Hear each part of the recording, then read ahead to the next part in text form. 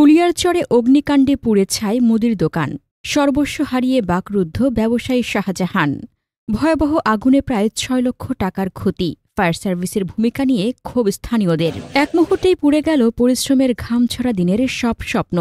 কুলিয়ারচর পৌরসভার নয়াগাঁও বেপারীপাড়া মোড়ে শাহজাহান নামের এক পরিশ্রমী ব্যবসায়ীর মুদির দোকানে লাগা আগুনে ছাই হয়ে গেছে জীবনের সমস্ত সঞ্চয়। শনিবার সকাল ৮টার দিকে প্রবল বৃষ্টির মধ্যেই ঘটে এই মর্মান্তিক অগ্নিকাণ্ড। ক্ষয়ক্ষতির পরিমাণ আনুমানিক ৬ লক্ষ টাকা বলে জানা গেছে। স্থানীয় সূত্রে জানা যায়, সকালে দোকান খোলার আগ মুহূর্তে দোকানের ভেতর থেকে ধোঁয়া ও আগুনের শিখা বের হতে দেখা যায়।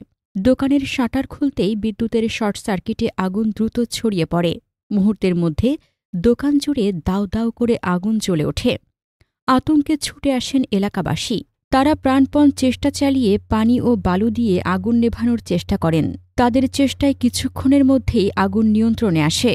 তবে তখনও পুড়ে ছাই হয়ে গেছে দোকানের ভেতরে থাকা নগদ অর্থ ও সমস্ত মালামাল। ভুক্তভোগী ব্যবসায়ী শাহজাহান চোখ মুছতে মুছতে বলেন, এই দোকানটাই ছিল আমার জীবনের ভরসা। দিনরাত পরিশ্রম করে সংসার চালাতাম।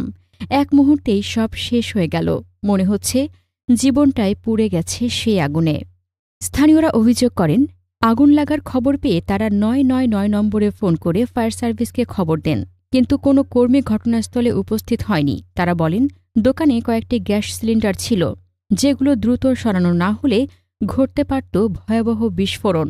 এলাকাবাসীর দ্রুত উদ্যোগেই রক্ষা পেয়েছে আশপাশের আরও কয়েকটি দোকান।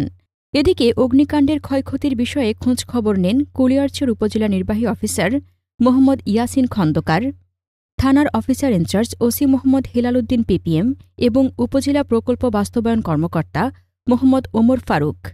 এ বিষয়ে কুলিয়ারচর ফায়ার সার্ভিস ও সিভিল ডিফেন্সের দায়িত্বপ্রাপ্ত স্টেশন অফিসার ইলিয়াস ভূঁইয়া বলেন, আমরা আগুন লাগার ফোন পেয়েছিলাম, কিন্তু তখনই জানতে পারি স্থানীয়রা আগুন নিয়ন্ত্রণে এনেছে। তখন প্রচুর বৃষ্টিও হচ্ছিল। ঘটনার পর স্থানীয় ব্যবসায়ী ও এলাকাবাসীর মধ্যে ফায়ার সার্ভিসের ভূমিকা নিয়ে তীব্র ক্ষোভ ও হতাশা দেখা দিয়েছে। তারা বলেন, মানুষের পরিশ্রম, ঘাম আর আশা ভরসা যদি এমন অবহেলায় পুড়ে ছাই হয়ে যায়, তবে এর দায় কে নেবে? জীবনের শেষ সম্বল হারিয়ে এখন দিশেহারা শাহজাহান। ঘটনার পর শাহজাহানের স্ত্রী ও মেয়েরা শোকে ভেঙে পড়েন। উপস্থিত সবাই আবেগাপ্লুত হয়ে পড়েন। প্রতিবেশীরা এগিয়ে এসে সান্ত্বনা দেওয়ার চেষ্টা করলেও তাদের বুক ভাঙা হাহাকার থামাতে পারেননি কেউ। ছাই হয়ে যাওয়া দোকানের সামনে দাঁড়িয়ে তিনি তাকিয়ে থাকেন নির্বাক চোখে, যেন ধোঁয়ায় মিলে গেছে বহু বছরের স্বপ্ন, জীবনের হাসি কান্না, সবটুকু আশা।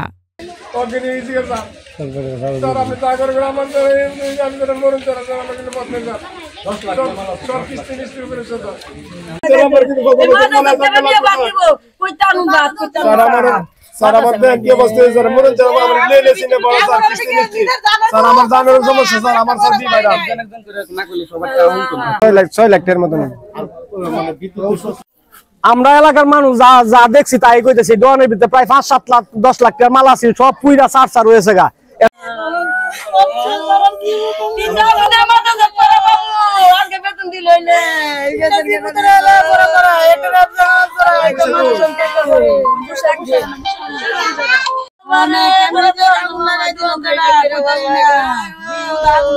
আমার জীবনের নিচে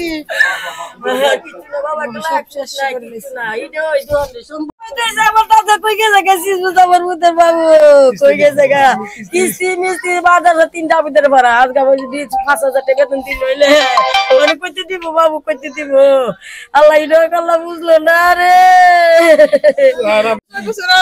আমরা তো একলাই দোকান থেকে আমার নিয়ে করে আগুন লাগে শেষ হয়ে গেছে।